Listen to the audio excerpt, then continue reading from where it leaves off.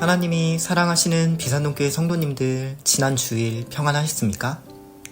오늘 우리에게 주신 하나님 말씀은 창세기 29장 1절에서 8절까지 말씀입니다.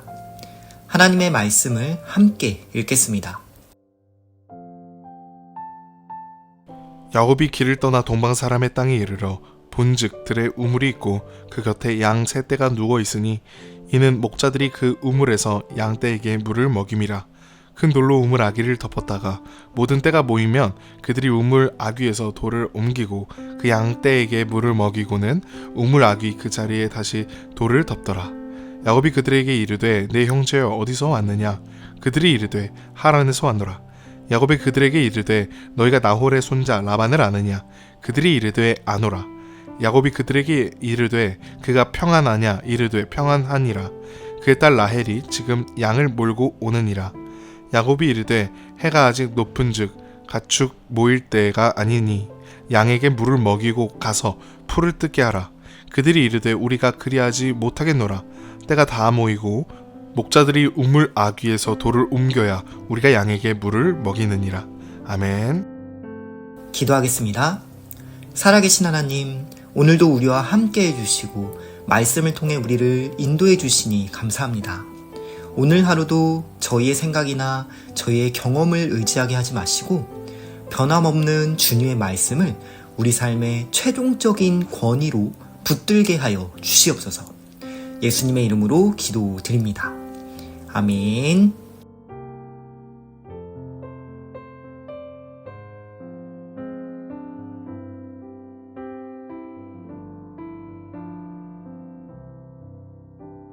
빈손으로 집을 떠난 야곱은 밤이 되자 돌을 베개 삼아 잠이 들었습니다. 그날 밤 하나님께서 야곱의 꿈에 나타나셔서 하늘에 닿은 사닥다리를 보여주시며 야곱이 어디로 가든지 지켜주시고 함께 하시겠다고 약속하셨습니다. 그러나 야곱은 자신이 잠들었던 이곳을 하나님의 집 베델이라고 부르며 만약 자신이 라반의 집에 갔다가 무사히 돌아오게 해주시면 그때 비로소 하나님을 자신의 하나님으로 삼겠다고 말했습니다. 야곱은 아직 하나님께서 특정한 장소에만 계시는 분이 아니라 모든 곳에서 함께 하시는 아버지이심을 깨닫지 못하고 있습니다. 그럼에도 불구하고 하나님은 야곱의 이러한 연약함을 감싸주시며 그에게 신실하게 약속을 지켜주실 것입니다. 이처럼 창세기의 야곱 이야기는 야곱의 불완전함과 대조적으로 하나님의 변치 않는 신실하심이 더욱 두드러지게 드러나고 있습니다. 이제 하나님은 약속하신 대로 야곱이 외삼촌 라반의 집에 무사히 도착하게 하셨습니다. 1절입니다. 야곱이 길을 떠나 동방 사람의 땅에 이르러. 우리는 이 구절을 읽으면서 야곱이 당연히 도착할 곳에 도착했다고 생각해서는 안 됩니다. 야곱은 평범한 상황이었다면 결코 도착할 수 없는 곳에 도착한 것입니다. 집을 떠나 베델에 머물렀던 야곱은 빈손이었습니다. 여행을 위한 준비가 전혀 되어 있지 않았던 것이죠. 그래서 지난 본문에서 야곱이 들에서 서원할 때 내가 가는 이 길에서 하나님이 나를 지키시고 먹을 떡과 입을 옷을 주시어 내가 평안히 아버지의 집으로 돌아오게 하시면 이라는 조건을 내걸었던 것입니다. 야곱은 브엘세바를 떠나 라반의 집으로 가는 길에 먹을 떡도 입을 옷도 전혀 없었습니다. 게다가 야곱이 머물던 브엘세바에서 하란까지의 최단 거리는 약 800km 정도라고 합니다. 그런데 실제로 고대 사람들이 자주 이용했던 왕의 대로와 같은 경로를 따라가면 거리는 900km까지도 늘어납니다. 이것은 하루에 20km씩 매일 걸어도 꼬박 한 달 반이나 걸리는 거리입니다. 아무런 준비도 없이 어떻게 그 먼 길을 갈 수 있었을까요? 오늘 본문의 1절에서 야곱이 라반의 집에 있는 하란에 무사히 도착했다는 것은 결코 당연한 일이 아닙니다. 야곱은 하나님의 보호하심 가운데 무사히 도착할 수 있었던 것입니다. 오늘날 우리도 마찬가지입니다. 우리가 건강하게 교회에 오고 예배를 드리고 오늘도 새벽의 만나를 묵상할 수 있다는 사실 자체가 하나님께서 우리를 지켜주셨다는 증거가 될 수 있습니다. 만약 하나님의 도우심이 없다면 교회에 오다가도 여러 번 위험을 겪었을 수도 있습니다. 보이지 않는 하나님의 손길이 늘 우리와 함께하고 계시는 것입니다. 그렇게 하란에 도착한 야곱이 가장 먼저 본 것은 큰 돌로 덮여 있다가 양떼들에게 물을 먹일 때에만 열리는 우물이었습니다. 2절에서 3절 말씀입니다.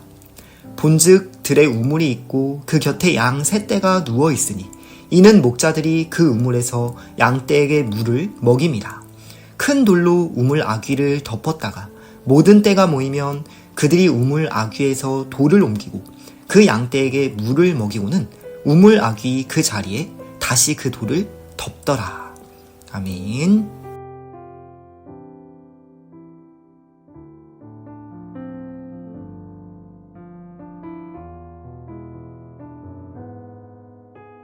야곱은 이런 광경을 보며 우물 앞에 모여있는 목자들에게 어디서 왔는지를 묻습니다.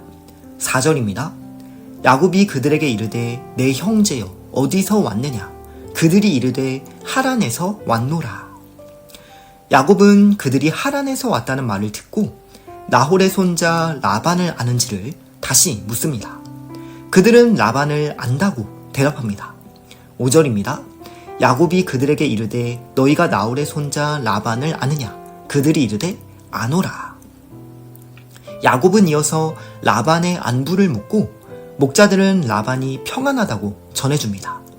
그리고 동시에 라반의 딸 라헬이 양떼에게 물을 먹이기 위해 곧 이곳으로 올 것이라고 알려줍니다. 6절입니다. 야곱이 그들에게 이르되 그가 평안하냐? 이르되 평안하니라. 그의 딸 라헬이 지금 양을 몰고 오느니라.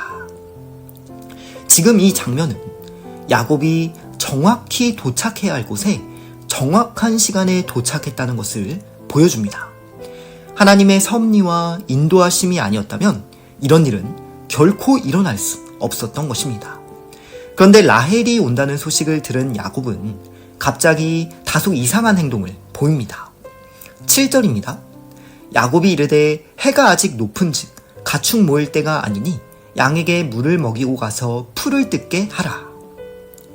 야곱은 우물가에 있는 목자들에게 빨리 양에게 물을 먹이고 다시 목초지로 가서 풀을 뜯게 하라고 말합니다. 이 말은 조금 이상하게 들릴 수 있는데요. 이제 막 도착한 야곱이 무슨 자격으로 목자들에게 이런 지시를 할 수 있을까요? 물론 야곱의 말대로 아직 해가 중천일 수 있지만 그렇다고 해서 야곱이 우물가에 모여 우물 뚜껑이 열리기를 기다리는 목자들에게 빨리 가라고 명령할 권리는 없습니다. 그렇다면 야곱은 왜 이런 말을 했을까요?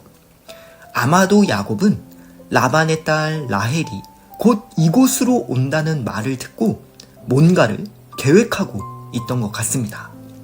야곱은 지금 라헬을 아내로 맞이해야 하는 상황입니다. 하지만 그는 빈손으로 이곳에 왔고 아무것도 가진 것이 없습니다. 이런 상황에서 라헬을 아내로 맞이하기 위해서는 뭔가 극적인 계기나 특별한 연출이 필요하다고 생각했을 것입니다. 그래서 위기에 처한 여인에게 짠 하고 나타나 도움을 주는 마치 한편의 드라마 같은 장면을 기대했던 것 같습니다. 마침 우물에는 무거운 돌이 덮여 있는 것이죠. 만일 라헬이 양떼에게 물을 먹이러 왔는데 오늘따라 다른 목자들이 모두 자리를 비운다면 라헬은 우물 곁에 있는 낯선 야곱에게라도 도움을 요청할 수밖에 없는 것입니다. 하지만 목자들은 처음 보는 야곱의 말을 들을 리가 없습니다. 게다가 하란에서는 전통적으로 양떼에게 물을 먹이러 온 목자들이 모두 모이며 함께 돌을 옮겨 우물 뚜껑을 열고 물을 주는 것이 관례였다는 사실이 8절에 나옵니다. 야곱의 마음은 점점 더 급해졌을 것입니다. 아마 야곱은 그들과 실랑이를 벌였을지도 모릅니다. 이렇게 실랑이가 벌어지고 있을 바로 그때 내일 본문에서 라헬이 딱 등장하게 되는 것입니다.